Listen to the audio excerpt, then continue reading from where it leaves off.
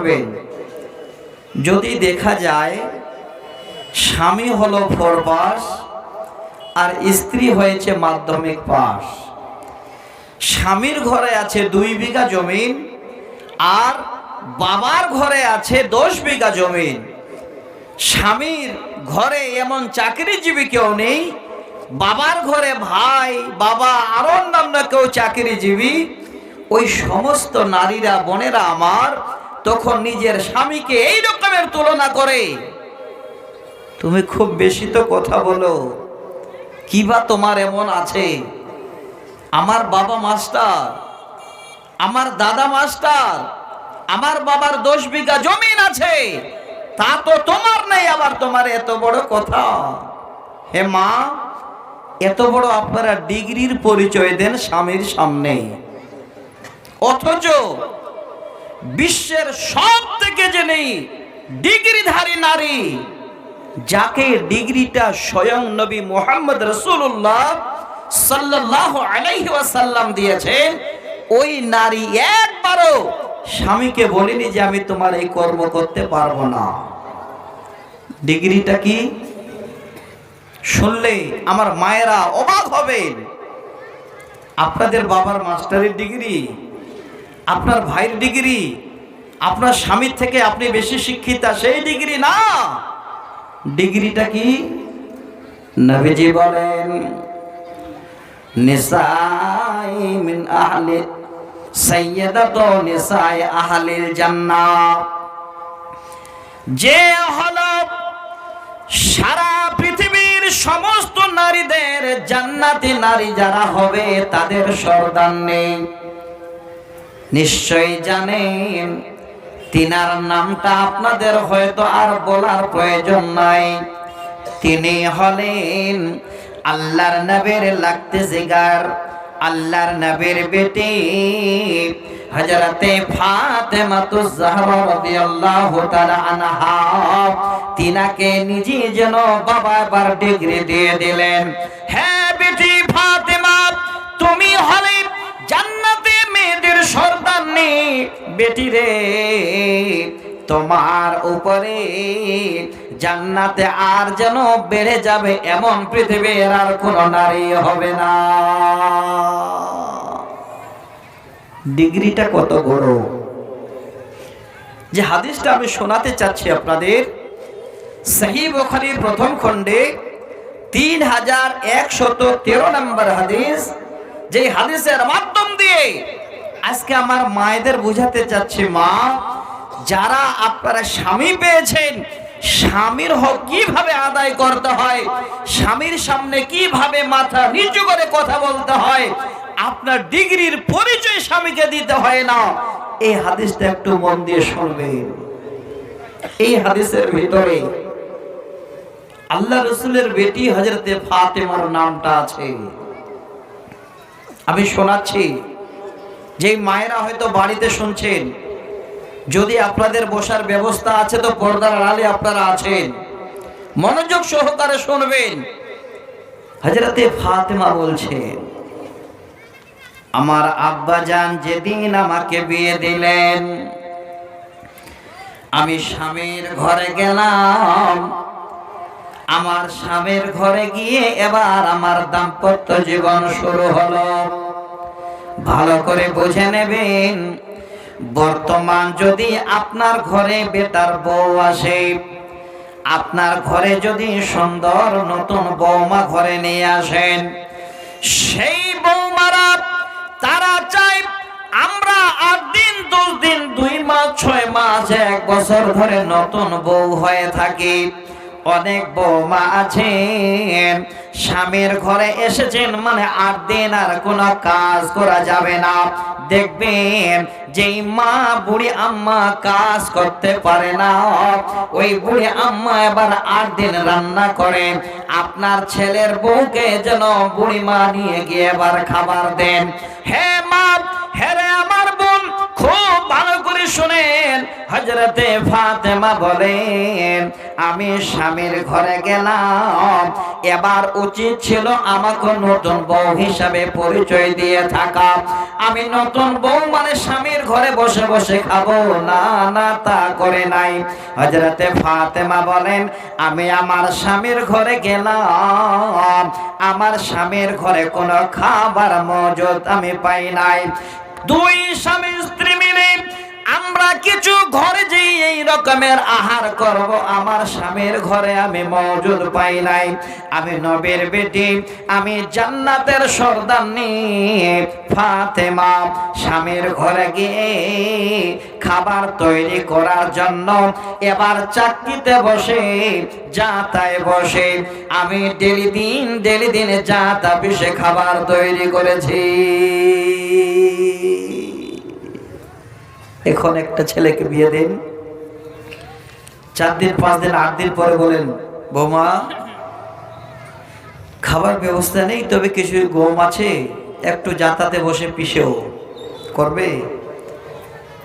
আগে সরাসরি ফোনটা লাগাবে আব্বাকে, যে আব্বা কোন বাড়িতে বিয়ে দিলে আমাকে বলবে কি না, আমার বিয়ে 8 দিন হয়নি তাতে আমাকে জাতাতে মানে বসাচ্ছে। জীবনে জ্ঞান নেবার জন্য বলছি রে বোন। হযরতে ফাতেমা বলেন আমি এইভাবে এবার স্বামীর ঘরে দিন যাতায় বসে আর খাবার তৈরি করে, আমার কোনো নতুন পরিচয় নেই, আমার কোনো ডিগ্রির স্বামীর সামনে পরিচয় নাই। আমি ডেলি দিন এইভাবে করে স্বামীর খিদমত করে স্বামীর হক আদায় করে যাতা পিষতে গিয়ে আমার হাতের আঙ্গুলের চামগুলো পর্যন্ত উঠে যায়। এবার হাতের আঙ্গুল থেকে রক্তের ফোঁটা যেন বের হয়, হাতের আঙ্গুল থেকে রক্তের বর্ণ যেন সেই সময় যা তার ডাঁটে লেগে যায়। ফাতেমা বলেন ওই অবস্থায় আমি আমার জন্য যাতায় বসে কর্ম করি, আমার স্বামীর কাছে একবারও আমি আমার সেই হাতের আঙ্গুল নিয়ে অভিযোগ করে না। হঠাৎ খবর পেল আব্বাজানের কাছে কিছু কাইদি মওজুদ আছে, দাসী মওজুদ আছে, নেন তো। এমন সময় হযরতে ফাতেমা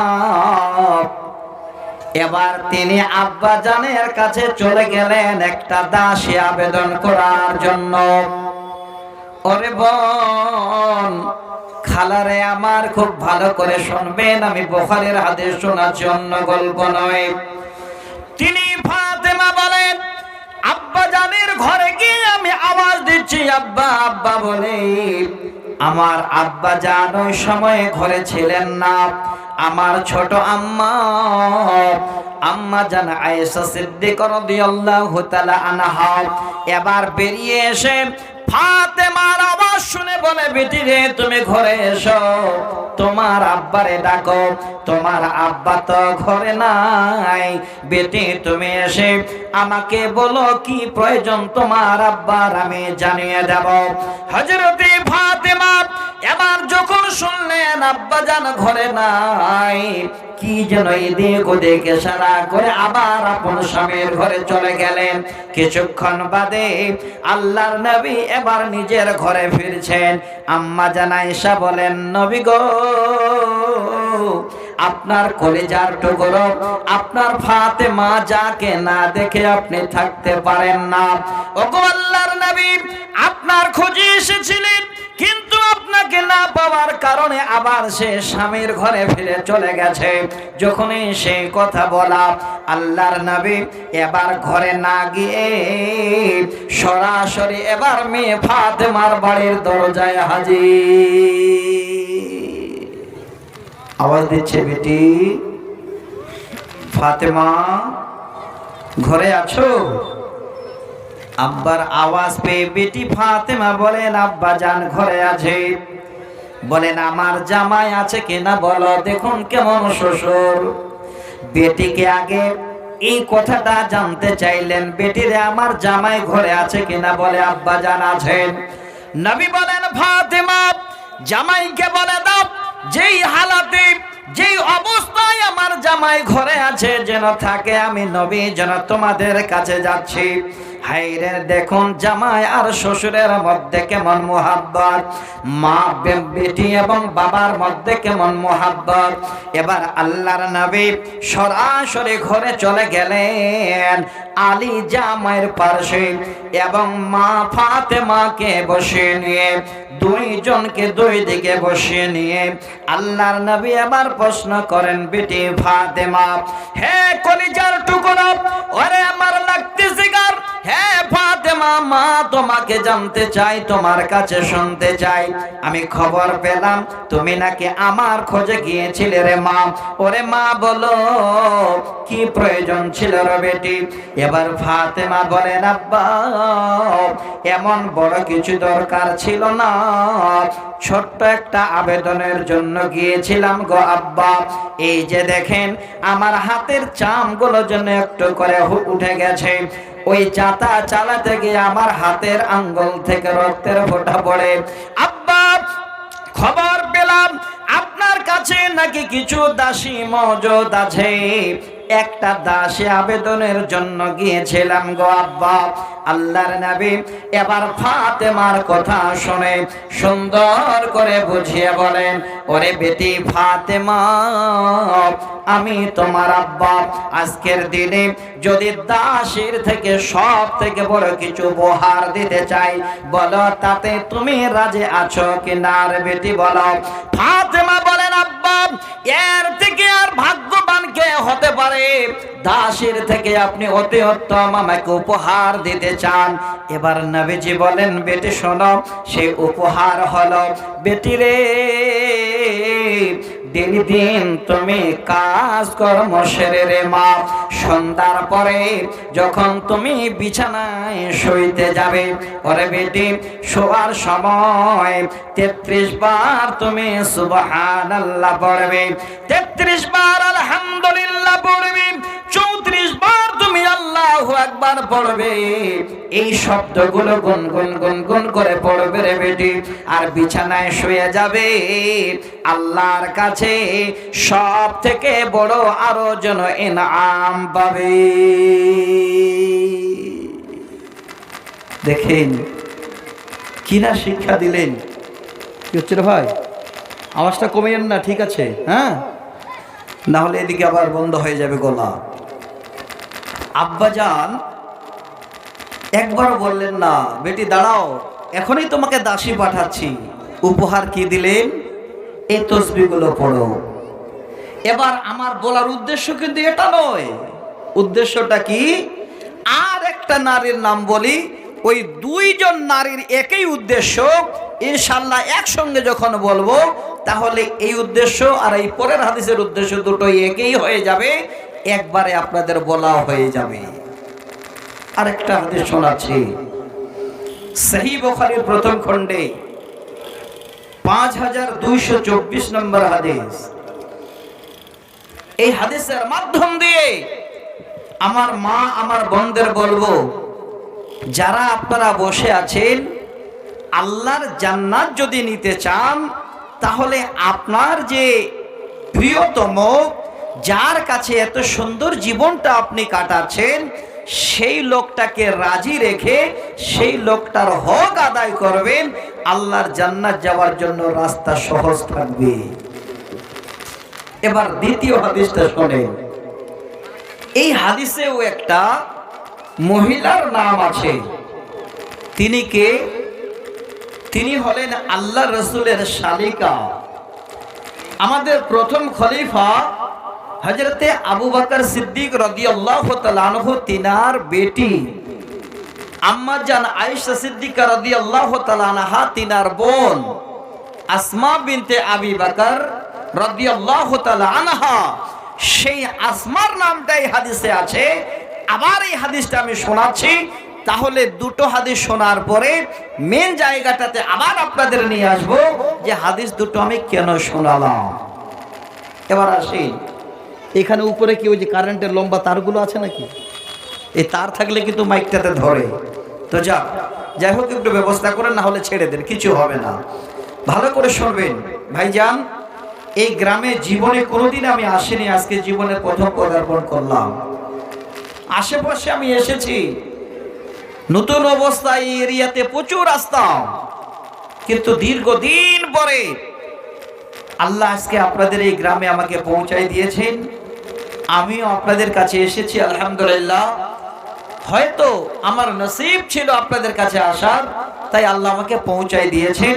আমি আপনাদের কোরআন হাদিস ছাড়া অন্য কিছুই বলবো না। যতটুকু সময় আল্লাহর তরফ থেকে আমার নির্ধারিত আছে, এই সময়টুকু আমি ইনশাআল্লাহ কোরআন এবং হাদিসেই বলবো, অন্য কিছু আজকে আপনাদের শোনাবো না। এবার আসেন, হযরতে আসমা বিনতে আবি বকর বলেন, আমার আব্বা আমাকে বিয়ে দিলেন এমন একটি লোকের সঙ্গে, যেই লোকটা শুধু দেখতে শুনতে সবেই ভালো, তিনার ঘরে এমন কোনো সামানপত্র কিছুই নেই। হযরতে আবু বকরের জামাইয়ের নাম কি? আসমার স্বামীর নাম কি? হযরতে জুবায়ের রাদিয়াল্লাহু তাআলা আনহু।